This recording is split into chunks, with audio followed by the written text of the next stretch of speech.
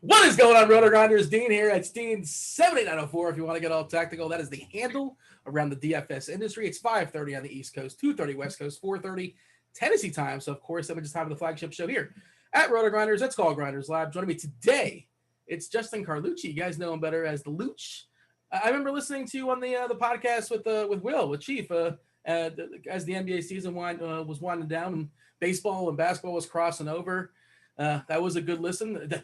I'm sure you had a lot of fun breaking down NBA the last 2, 3, 4 weeks of the season. That was a blast, wasn't it? Man, I need heartburn pills after every episode. It just got to the point where it's like, what are you supposed to tell people 24 hours in advance when half of the league has injury designations? You know as well as I do. So it was fun. We were able to get creative, and it was a bit of a circus towards the end there. But wow, I can't believe we're in the NBA Finals. And this is a baseball show, though. I get it. But thanks again for listening. It's always a pleasure and a ton of fun, recording with Chief, and we don't hold anything back typically on our podcast. So it's a blast, and we got a wild MLB slate tonight too. Hey man, it's as MLB slates go, and again, goofiness is always going to happen, and it's hard to predict the said goofiness, but this is about as straightforward of a slate for baseball. It's a short slate as well too. One game short, of course, on the FanDuel side because they don't play those 7-inning games. The Met game not going down on FanDuel. It is in play on DK. We don't have lineups just yet. I guess they're probably still playing the first game. Or no, is that game over? They were last I checked. That was Burns versus DeGrom. Is that game over? That's why we don't have lineups just yet, or does it matter? I will check on these guys. It doesn't matter. Yeah, I know. I saw it was I feel like it went extra innings. I saw 4-3. Yep, 4-3 in 8 innings. Yep. Is that the first game in the? Well, it just seems weird. Extra inning game. They won in 8. It's just what a bizarre sentence that is, but. That is what's going down here. Unfortunately, they did not keep the good pitchers for game 2. We have with Brad Anderson and Robert Stock going, and DeGrom and Burns. Great little battle there in game 1. And pitching is super thin tonight. It's as chalk goes, and you're supposed to run away from chalk, especially the sticks when it comes to baseball. But it's going to condense. Toronto's playing Matt Harvey, and Zach Wheeler is the clear-cut, best pitcher on the slate, not even a conversation, biggest K rate on the slate, lowest SIERA on the slate, longest leash on the slate. The Cubs collectively strike out more than anybody else versus righties, another team in the slate. What did I miss? I think good walk rate as well, too. Oh, also, all this weather we've been kind of like salivating over in Wrigley, it's converted. It's gone the other way. Now the wind is blowing in. It's cooled off. Aren't you a Philly guy, or at least that's your team, right? I think it's your team. Well, I'm in the Philly area. I'm just north of Philly. I was born in New York, so I got the free pass. My family raised me a Yankees fan, thankfully. So I'm one of those. But I'm like a mutt. I'm a Titans fan too. Like I don't. Oh. Yeah, right. I'm a weirdo. So you like weirdness on the show? I got it for you, a little bit of diversity. But yeah, like you said, I mean, there's nothing really. You can't really pit. You're being too picky if you're going to say anything negative about Zach Wheeler today on this slate. He's coming in at, just north of 60% on DK projected ownership. And I get it. That's fine. But like you said, like where else do you comfortably want to go? It's tough. There are some interesting matchups here and we'll break it down shortly, but yeah, how about that slugfest, yesterday between the Phillies and the Cubs? Just, there it was. That's what everybody wanted. Right. And finally, yeah. I mean, myself and like 40% of the field, I had DeGrom. And I still ended up cashing in DeGrom. I came in like top 5 in some of the smaller contests with DeGrom, and I'm sure I didn't look to see, like I don't want to torture myself and see like, I wonder if 1 through 4 had DeGrom as well. And I had the best, DeGrom team on the board. But, and also the owner, Steve Cohen, came out and said, don't worry, we're playing baseball. I don't know if you saw him tweeting it out there. Yeah. Said, we're going to play. And it looked like they did everything possible, to be fair. It looked like they did everything possible. And the pop-ups just were too excessive. And like, it was one more. They got him like at 8:30, and they said, "All right, screw it. That's it. We're done." So, but you know, they didn't tell the fans like until like 15 minutes until after they officially called it in the building. They had to sell a couple more beers, you know. Right. Yeah, it's. Are people going to be gun shy on that because, you know, it's recency bias, and there is weather issues to some degree today in Chicago. Roth just updated his weather. I went ahead and dropped it in chat for the people. I'm not sure if you saw it, but it's yellow orange. So that's not scary as, like, you know, as this coloring system goes. The yellow orange is generally not, I don't want to say safe, obviously. And of course, Roth is going to be on crunch time, and he'll tell you guys, you know, the most up-to-date update as far as what's going down there in Chicago. But earlier in the day, I was thinking people might be gun shy. I'm like, well, I don't want to get that 0 again. And like my thought process in that is like, I'm happy to roll the dice on whatever the odds may or may not be. And again, what can you say at 2:00? Who knows? But you know, it falls off a table really, really quickly. It's like, well, I'll take the upside of Wheeler when, you know, if people aren't going to play him because of weather, and that may not be a thing anymore because it might clear up. We'll see. But your thoughts as far as Wheeler, like, give me the reasoning to not play him. FanDuel, it's a bit of a squeeze if you want to load up on Toronto. It's kind of a tighter cap. DK not as hard. Yeah, I can't talk you out of Wheeler. I can't, even just for conversation's sake, or, you know, for good radio, as you were telling me about your radio voice, I can't get you off Zach Wheeler. You just got to play him, you know, on DK especially. That's where I would go. You know, FanDuel, like you said, big price difference between, you know, Wheeler and Garcia, top 2 dogs tonight. And I do think Garcia is actually in a decent matchup against Oakland. So I don't hate, you know, going off of Wheeler on FanDuel, you know, especially only picking one pitcher. You're looking for any kind of leverage, but Wheeler's in a great spot. You mentioned the K rate of all the Cubs. You know, Javi Baez is in like the mid-30s, you know, in the heart of that lineup. It's ugly. So I don't think people are going to shy away. You know, I don't think people run from the hills from Roth's forecast unless it's red. Like if it's orange, yellow, orange, nobody seems to care. And knock on wood, I mean, forecasts have been pretty good to us the last couple of weeks, and predictions have been pretty, you know, things have been pretty stable and as called. So I think you're still going to see a ton of ownership, you know, in that game for sure. I'm pulling up the lineup there for Chicago. Are you afraid? I don't know. Are you team BVP? Because BVP says that Jason Hayward's going to crush Zach Wheeler. Now, let's not pretend that Jason Hayward is the same guy who was 10 years ago when he signed his like a $200 million contract, whatever it was. Not 10 years ago, but you know what I mean? He's terrible now. He's not good at baseball, but BVP says he's supposed to be good. Yeah, I'm just being facetious here. He is in the lineup. I believe he's batting 6th. Plenty of Ks, like you mentioned, as far as Baez in there, and Contreras is a strikeout guy too. It's just really hard not to play Wheeler on DK, and it's so easy. The difference in prices, and like, yeah, of course, goofy things can happen, but like it's such a strong play. If you're playing cash games, not a conversation. And tournaments, like I don't like one other pitcher besides Wheeler. Like there's some that I want to say willing to play. I have to play that they won't accept their lineup. You just submit one, right? So I don't know how to not play Wheeler on DraftKings, and that's my own issue. That's my own problem, and that's my cash game brain leaking into tournaments. But it's a good problem. It's a good problem to have tonight. I think you have to play Wheeler. You know, I think there's enough upside. You know, like you said, everybody wants to run from chalk, and that's what we're supposed to do as tournament players. But everybody has the same tools now and the same data, and like the best play, you know, the quote unquote the right plays are always going to be inflated. Look at the PGA ownerships and things like that too. You know, referencing other sports, like we talk about it with Tambo on the golf shows. Like good chalk has been crushing because they're in great spots. Zach Wheeler's in a great spot. He's not the chalk like I'd be looking to avoid. You know, if you're putting a gun in my head, I'd rather get off some of the Toronto bats here, you know, and play Zach Wheeler. How many times has Toronto, faced off against Matt Harvey in the last? It feels like I think it's only been twice. I thought it was more. Well, you know what? I pulled it up and it said 2 games started. Did he come in and relieve? Like, was there like an opener when he came in one time, possibly? I think it was something like that. It just seemed like every day, Matt Harvey in Toronto again. Here we go. It's like the Groundhog Day of the movie. You know, it's like we're in a simulation here, and it's Matt Harvey's world. So here we are. So 61%. I just pulled up the ownership as of right now here using the lineup HQ, and of course these numbers become more refined, you know, more accurate the closer we get to lock, the more information we get. We're looking at 61% of the field, and as one more thought on that, like arms are just more predictive than bats as a general rule. You know, a really really good stud pitcher like DeGrom getting blown up is much less likely to happen than Tatis going out there and going 0 for 5 or 1 for 5 with a single. Like that happens all the time.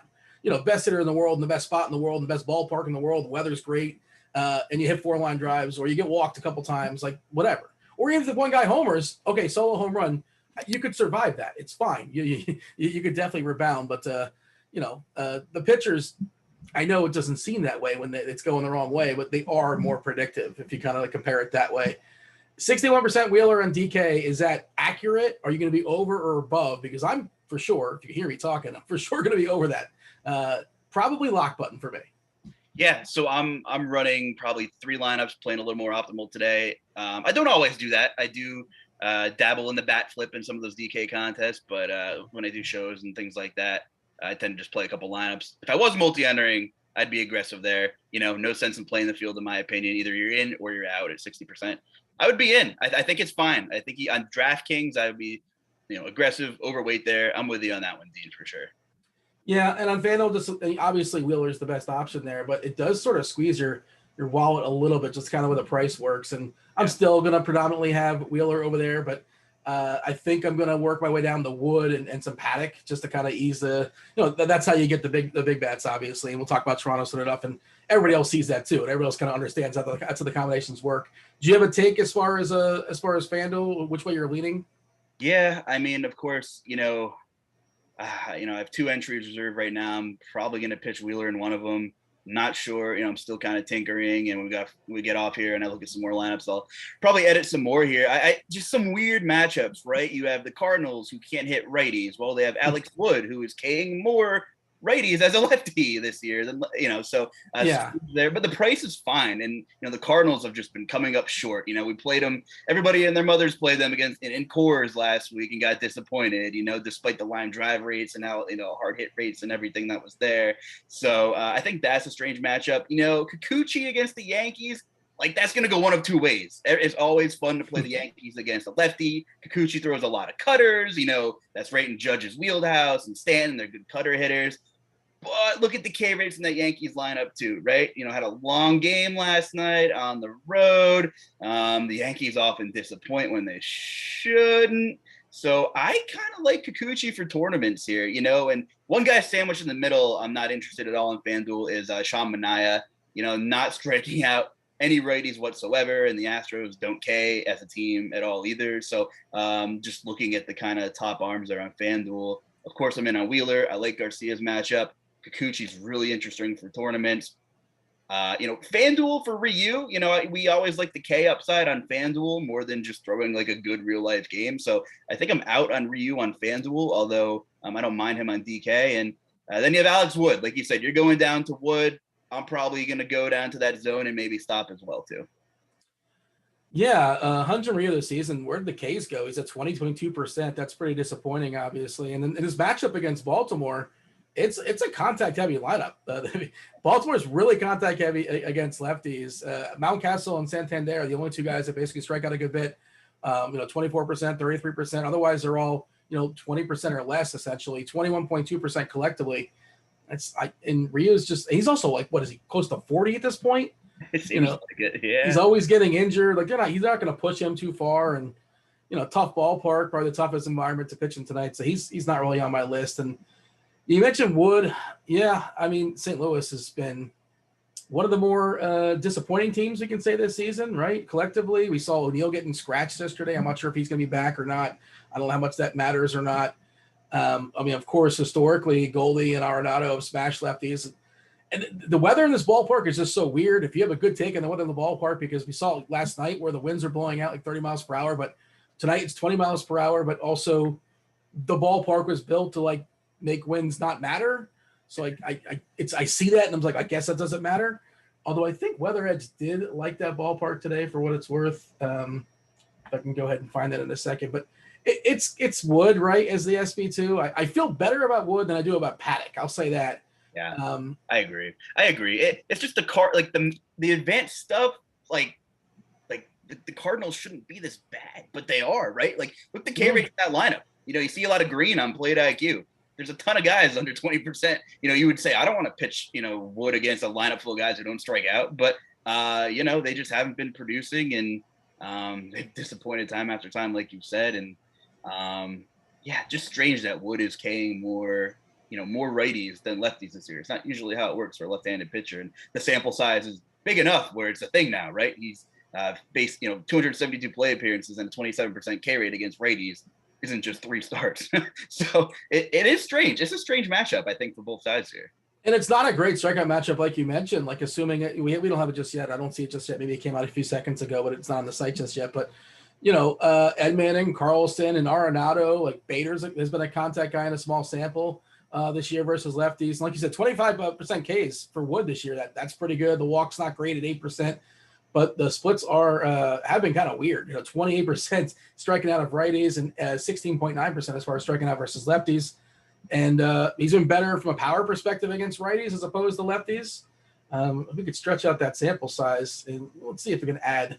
I'm going to go back to 2019. Let's see how much that changes. I'm just sort of curious. Even back to 2019, getting obviously there's not a lot of data necessarily between with the short season, but 24% against righties, 20% against lefties. Yielding power to both sides as well too, for what it's worth.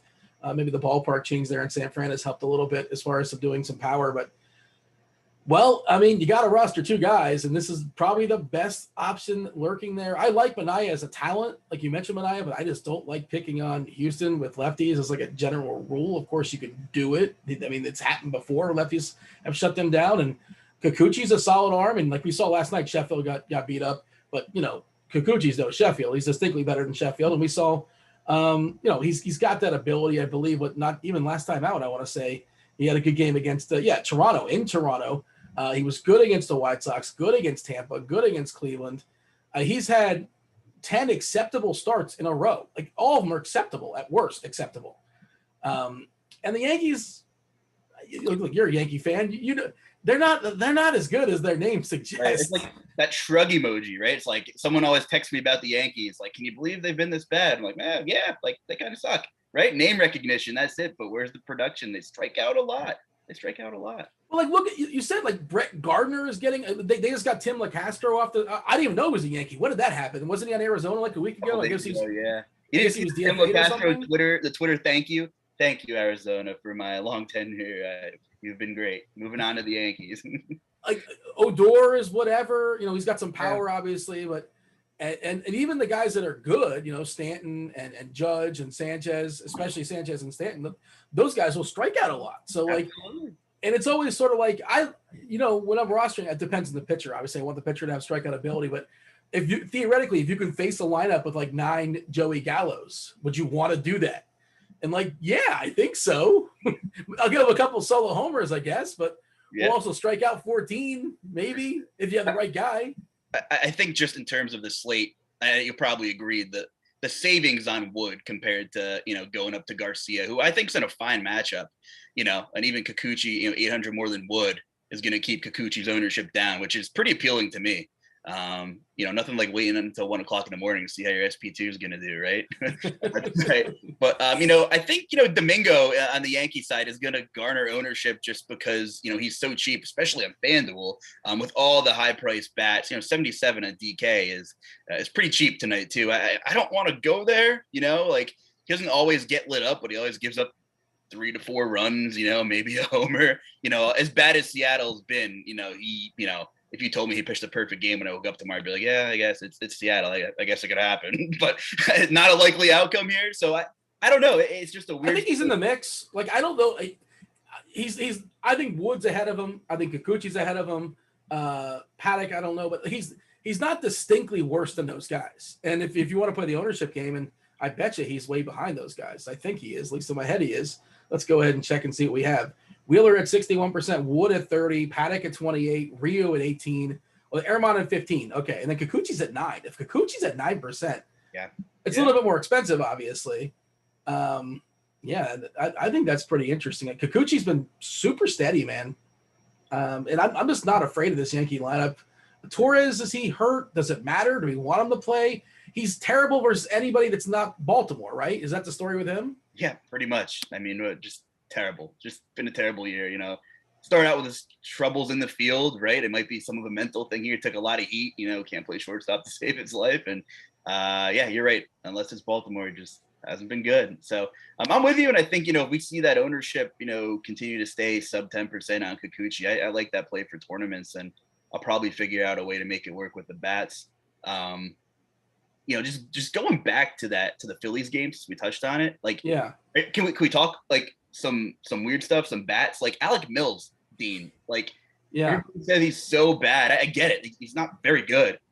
But he also hasn't given up a home run since April. So, which is funny to think about, right? I know he doesn't like generally pitch a lot when he throws. He just shoved against Cincinnati out of nowhere, had like 8 or 9 Ks. But before that, he got blown up, quote unquote, blown up by the Dodgers, pitched like 4 innings, gave up 8 hits, but only gave up 2 earned runs and no homers. So I don't know, I don't know how interested I am in the Phillies.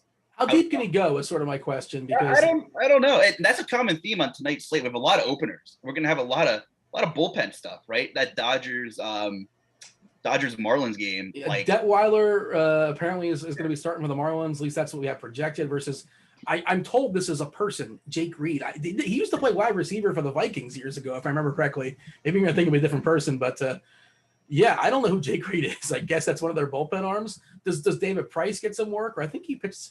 I want to say Price pitched a few days ago. They've been talking about stretching him out. They asked Price how deep he can go. He's like, I can go all 9 if I get like everybody out on the second pitch. So that's probably not going to happen. Super bummed we're here in July and Dustin May isn't with us, by the way. Man, I'm huge Dustin May fan. He's a lot of fun. Yeah. Yeah. But yeah, I would imagine Price would be in line to get some work. Miami and LA both pitched 6 guys out of the pen yesterday. And I think it's interesting on the Miami side, each of their relievers pitched a full inning. So there's a hell of a lot of guys that aren't going to be available. And Miami's bullpen's pretty good. I get it. They're still probably recovering for have they fully recovered from the fiasco with Lopez? And they basically had an unplanned bullpen start. Right. Lopez got thrown out in the first pitch. Right. And so there aren't going to be a ton of Miami arms available. And if I actually looked at the right box score, I think Jordan Holloway is available tonight, who he's always an adrenaline rush, right? And that's pretty much it. Who did they throw yesterday? They threw a ton of guys. Detweiler hasn't pitched since Friday, for what it's worth. So again, how deep would he go? And he's been pretty good. 4 or 5, if things are going decent. Yeah. Hess has pitched the last 2 days. Okert's pitched the last 2 days. Mm-hmm. Hopped through 30 pitches on Monday.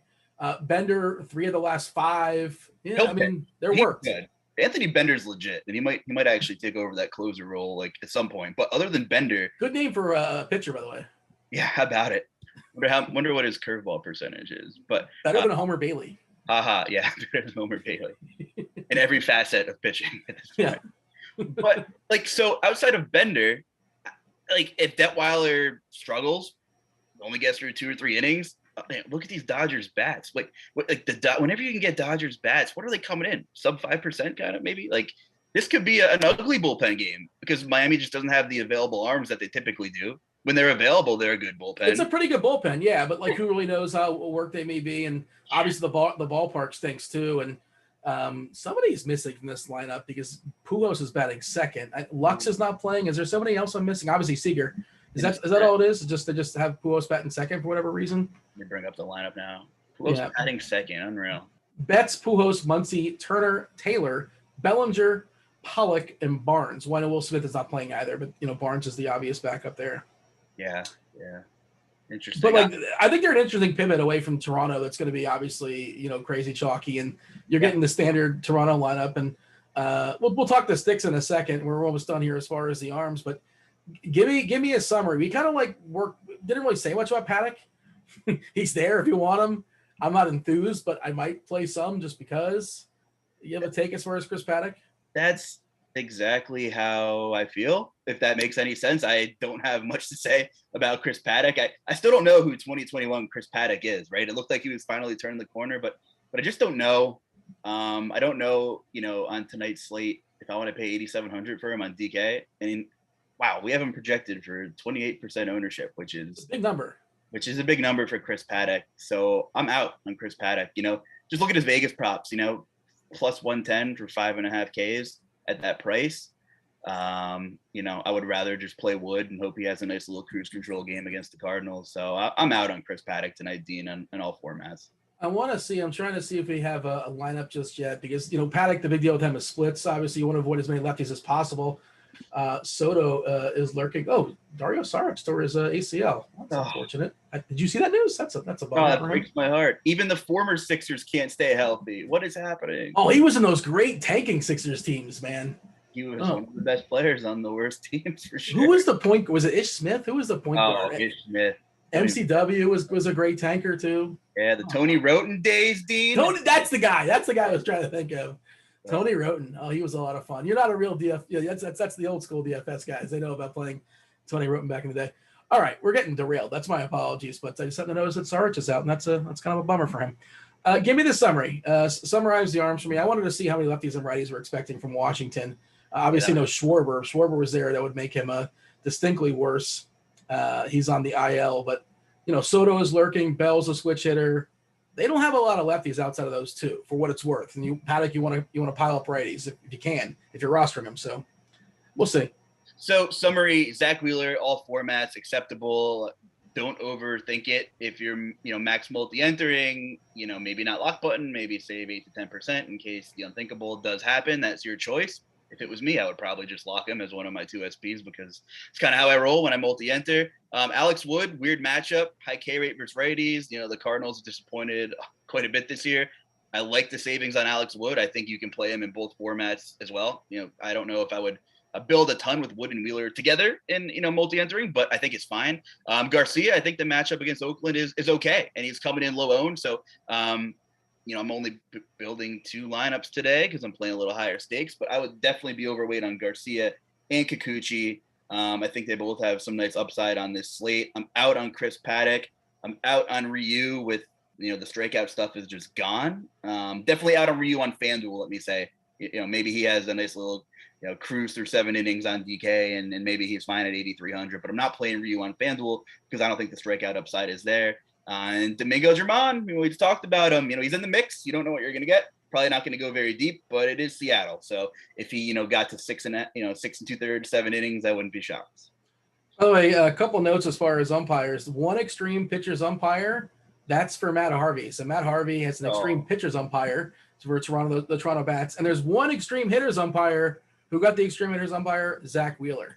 So still don't care. That works against the chalk for what it's worth. There's one. If you want one argument against the chalk, there's one for you for sure. You'd want that reversed if you're playing the jockey guys there. Devin's been showing off for sure. A lot of the tools here at Rotogrinders, you guys want to use it as your own leisure. You can get yourself $10 off the first month of RG Premium. Devin, of course, our producer, has been joining us in a second. Well, not in a second, about 10 minutes or so. And he'll be asking questions on your behalf. You, the chat. What up, chat? Like, subscribe, turn on notifications. Fire off some questions. If we didn't expand on a certain player you're thinking about, by all means, ask about that person. Ask us about a specific stack. We'll do that. Any sort of major thought-provoking questions as far as a slate, or we'll even talk about this guy versus that guy. All that stuff is warranted. The more details, the better. Tell us cash tournament, what site. All that helps and makes it easier to answer those questions. So go ahead and you can get $10 off. We'll go ahead and drop the link in chat for you guys. $10 off the first month of RG Premium. You can get one sport, baseball, any one sport, or all the sports, with the exception of NASCAR, $10 either way. Football, baseball, basketball, hockey, football right around the corner, like 2 months or something like that. It's getting close. It's going to be exciting. Good times for sure happening here at Rotogrinders. All right.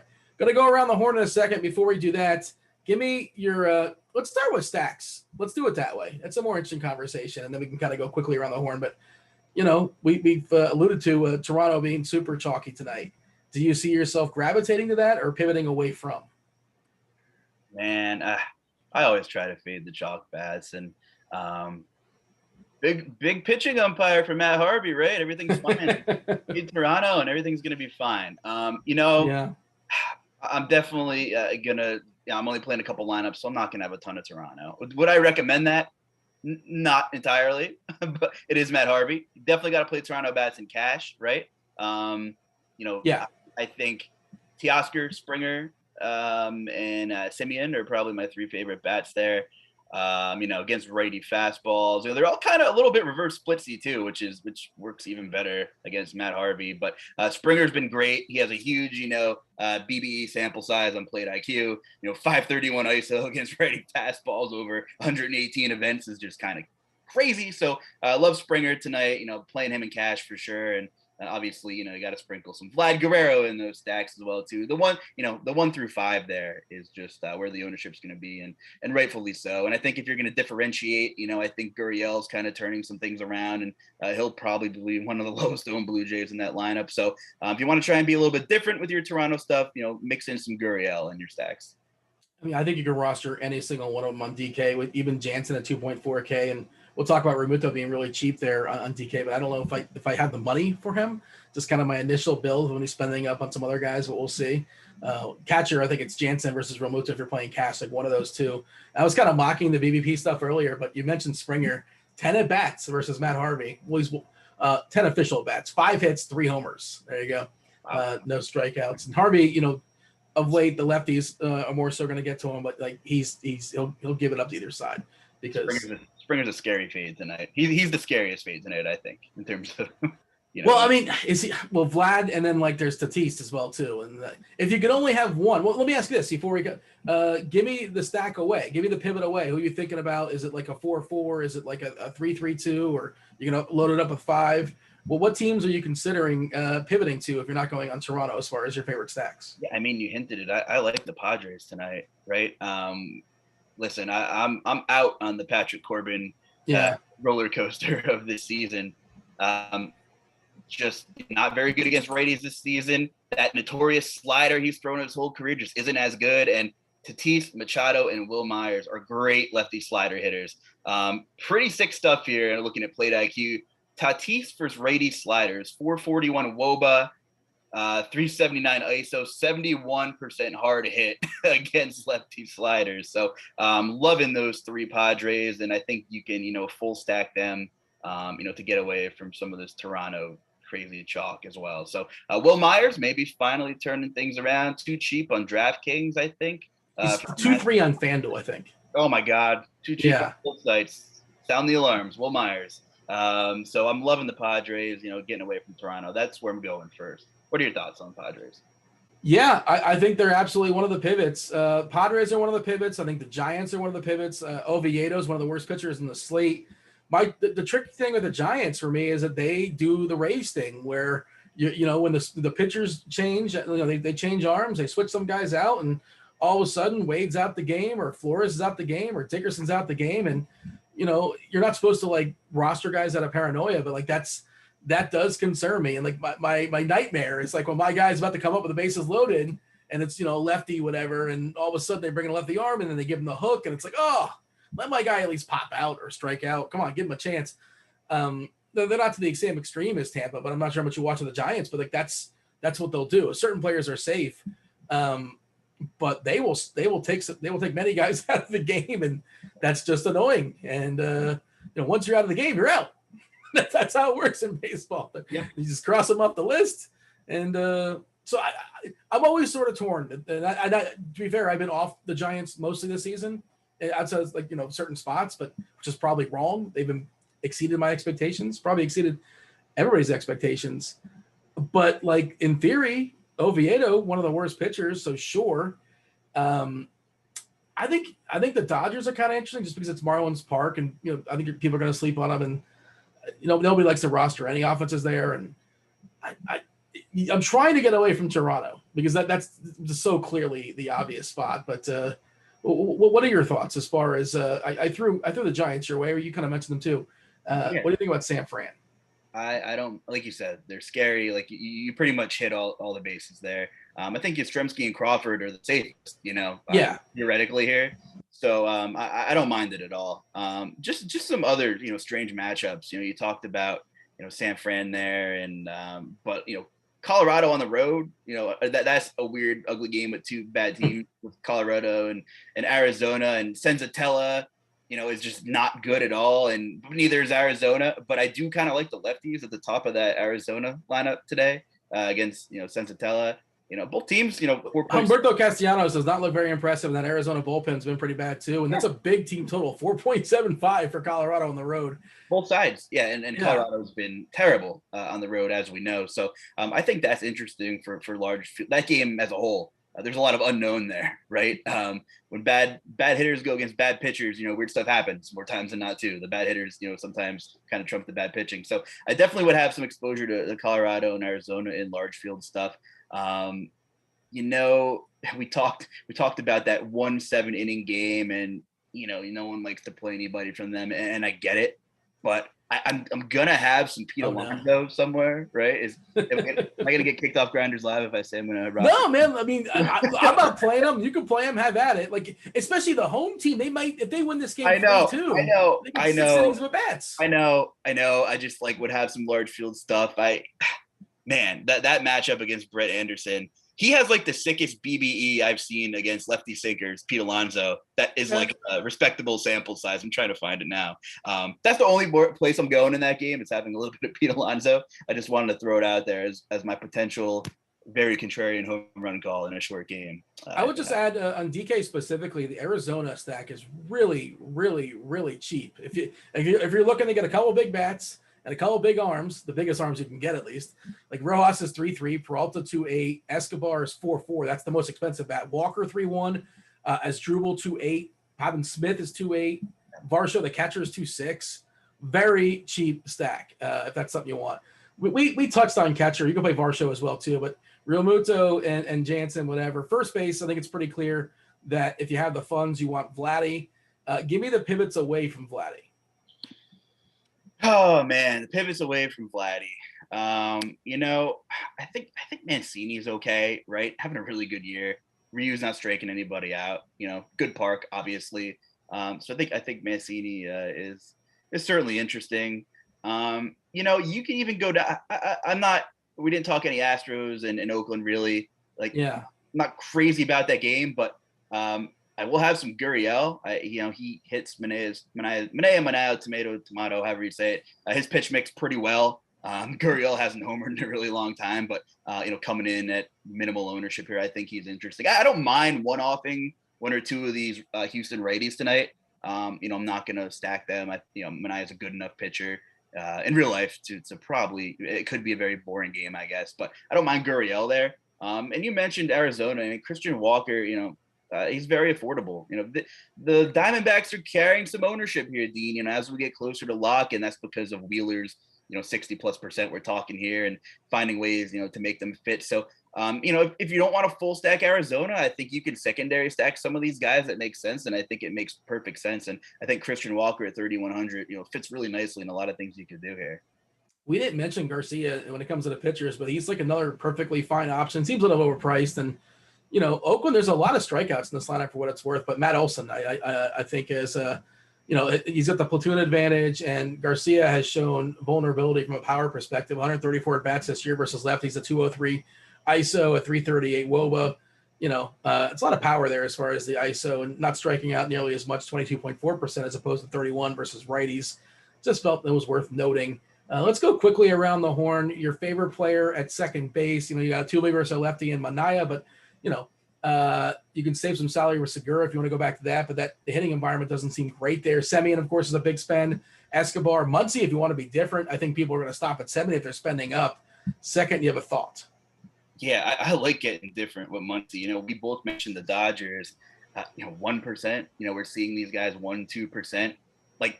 Detweiler's been pretty good, right? If he throws 4 or 5 innings, it won't be my favorite. But there's a real outcome where he throws 2 or 3 innings, and then you're getting into a bunch of terrible bullpen guys in Miami. So I think Muncy is a really interesting call. And even Chris Taylor, sticking in that same game. Yeah. You're at least going to get that righty lefty early. I think a couple of righty arms are going to be available later, which bodes well for Muncy and some of these other Dodgers lefties. So I think that's interesting. I'm not extremely interested in going to Brendan Rodgers. I don't mind Escobar, a little expensive, but when we talked about these Diamondbacks, I think that's interesting. And before I forget, before we totally leave first base, the Pete Alonso number I wanted a quick drop is that 22 batted ball events against lefty sinkers. Alonso has an 833 ISO. Just want to throw that out there. It seems pretty high. That's a big number. Pretty big number. So how many homers is that? Or you offhand? Does it say next to it? I don't know, but I saw 833 ISO and I almost spit out my coffee. You don't see that. That's a big number. Let's hit up a couple more positions before we turn it over to the chat. Again, chat, do load up your questions there. Hit the like button. We'd appreciate that as well. I like the price on Biggio, especially on FanDuel, where he's like 2.7, he's 3.9 on DK. Of course, Machado, we talked about the Padres liking them. The most expensive bat in the Arizona lineup is Escobar. I'm good with that as well. If you want to play the historical, Arenado versus lefties, nobody's going to play St. Louis today. Your take as far as third? Yeah, I mean, on DK, here we go the Diamondbacks again, but Asdrubal Cabrera batting fifth, 2,800. That'll make a Zach Wheeler lineup work, so I don't mind that. Don't mind Kyle Seager, in the late night hammer tonight. Don't love the price, but fly ball pitcher out there, so I don't mind Kyle Seager. It's kind of a one-off, but I really do like the Padres. I'm going to be paying up for a lot of Manny Machado. I mentioned the Padres earlier, probably my favorite stack away from Toronto. So that's where I'm going there. I mean, you can make a case for, if you're not pitching, Kikuchi, maybe play Urshela somewhere. But small player pool for me at third. Good call on Biggio. It's so much harder to beat Toronto on FanDuel because the pricing is even more egregious, right? Like you can do whatever. Urshela played shortstop there last night. I'm not sure if he's going to play shortstop again, but he did make a nice play in the hole. I'm not sure if he saw it there as a Yankee fan, but I don't know if he's the long-term solution. Speaking of shortstop, you mentioned the Padres a couple times. So Fernando Tatis, how much are you prioritizing him? I'm assuming, if I'm hearing you correctly, you're going to have Tatis in your lineup. Oh, I'm going to have Tatis in my lineup for sure. I'm very much so prioritizing him. That's where I'm going tonight. If I didn't, I guess I'd consider looking for some value. I mentioned, we both mentioned Garcia has a great matchup, but like if you're really dying for salary, Elvis Andrus batting second, 2,400, like doesn't push the needle for me. But like if you absolutely need somebody, you can go there. But Tatis for me, all formats, I'd play him in cash for sure. I think he's great for tournaments as well. I mentioned Alec Mills. Like I just can't figure the guy out.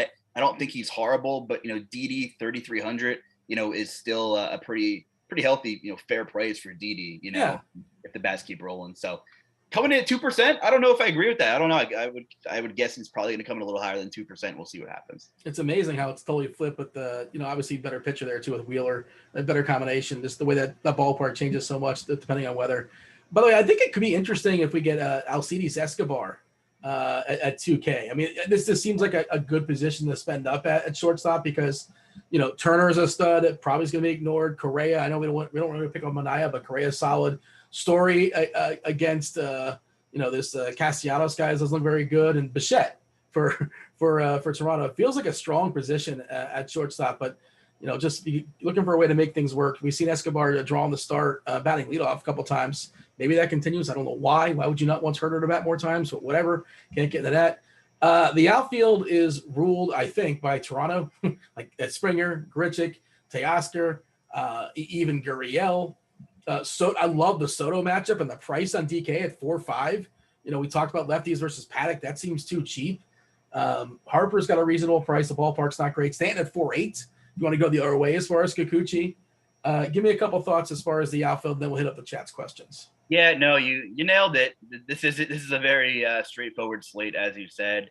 I will say Yastrzemski, probably the safest, giant in that lineup. Great matchup, sub 10%, obviously because you're paying up for him. I think he's a tournament move tonight, going back up to what did Potts and Grant call him? Yazzer Doodle? Is that the I think he changes it every single show. Yeah, he likes to switch it up. He gives him a different name every time. So I love it. Love the doodle, Yazzer Doodle for tournaments here. I really, just piggybacking off what you said, there's not much else to really cover. Like you're still gonna get crazy ownership on the Dodgers, right? I mean, Bellinger 1%, that's fine. Like I'll take Bellinger. So that's pretty much where I'm at. We talked about some of these Arizona guys, very affordable. Pavin Smith, lefty righty matchup. That's a pretty good spot too.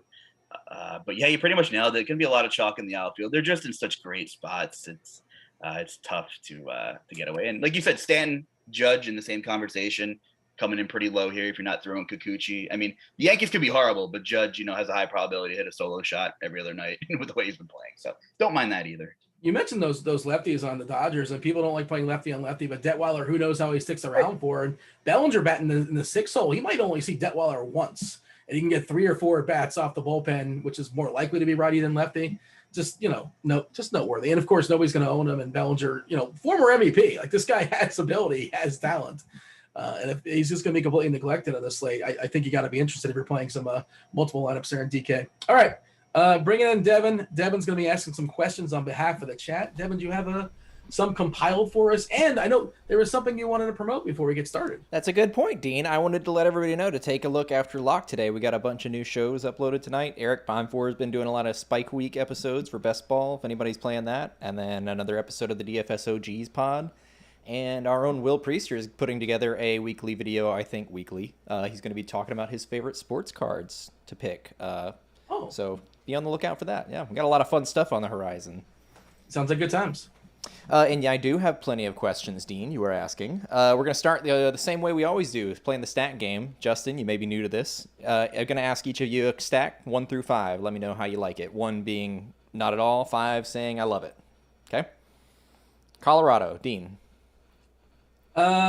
More so than typically on the road here, I will give it a 2.75. Justin? Ooh, decimals. I will go 3.01. Oh, you're killing me. This price is right at me, man. Seattle. Oh, I'm not on Seattle. Like 1.5. I'm not playing them outside of like a one-off. Yeah, it's a 1. No stacks for me, but I could see 1 or 2 long balls leaving the yard, so I'll go with the 1. San Fran. How about that?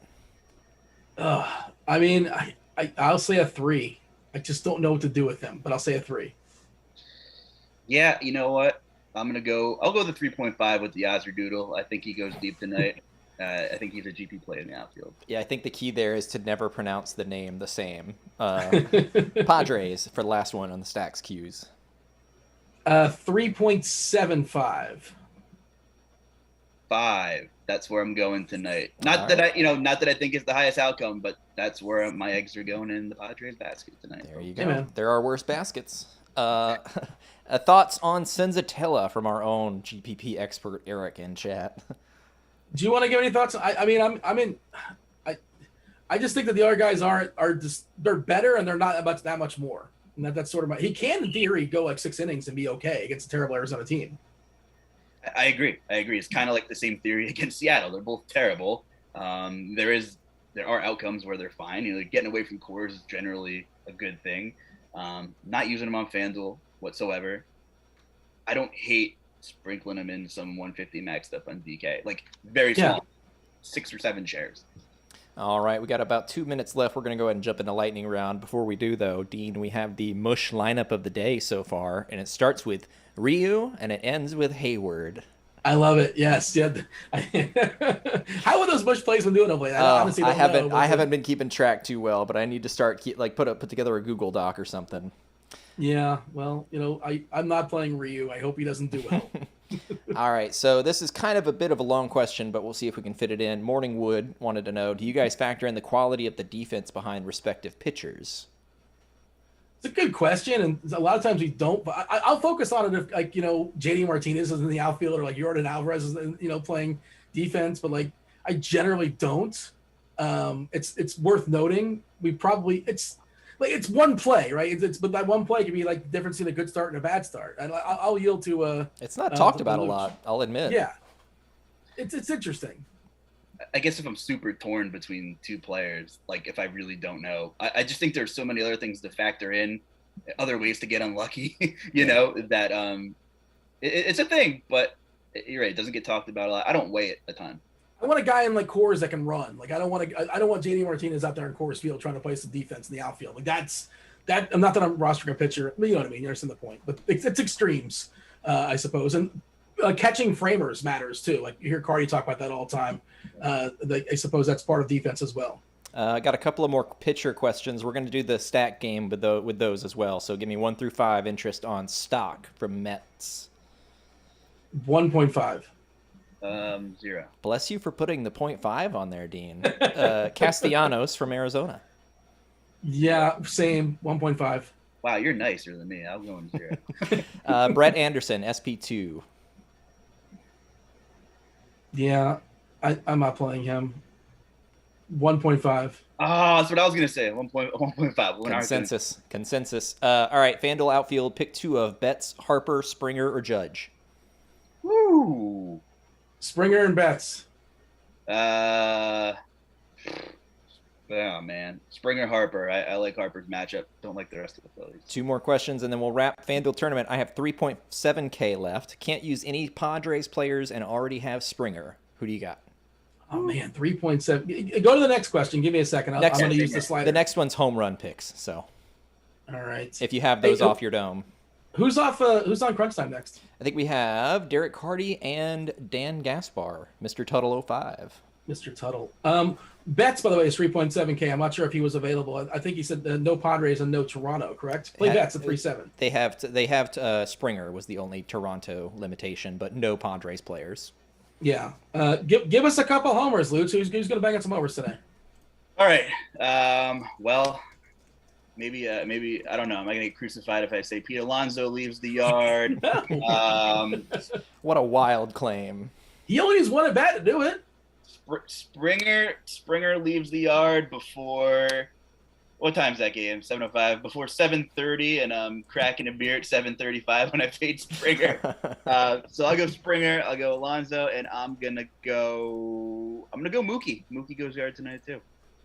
All right. I took Biggio the other day. It failed tremendously. I'll go back to Biggio. We'll double down. We'll martingale it, and I'll give you one off the board.